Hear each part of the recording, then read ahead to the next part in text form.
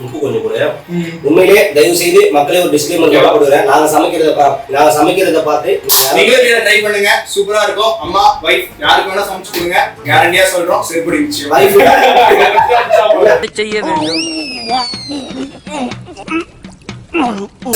வீட்டு ஓனர்கிட்ட கொடுங்க, அதுக்கப்புறம் வாடகையே கேட்கல. உயிரோட தப்பா நல்ல மனுஷன் அந்த மனசுல வந்து நாங்க கோயில் கட்டி கும்பிடலாம். என்ன பண்றது, பட்ஜெட் இடம் இல்ல, பட்ஜெட் இல்ல, இடம் இல்ல.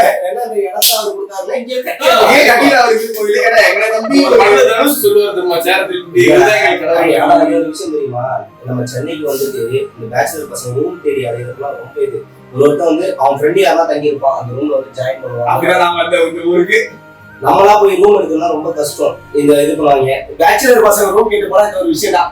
கண்டிப்பா சரக்கடி கூடாது, 10 மணிக்குள்ளார வந்து இருக்கோம்.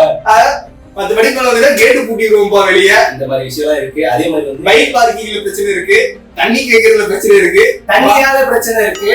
தனியா அதுக்காக பக்கத்து பால்கனியில நிக்க கூடாது, பக்கத்து வீடு பொண்ணை பார்க்க கூடாது. இன்னொரு விஷயம் என்னன்னா, பொண்ணுங்க இருக்க வீட்டுல நமக்கு வந்து வாடகை பசங்க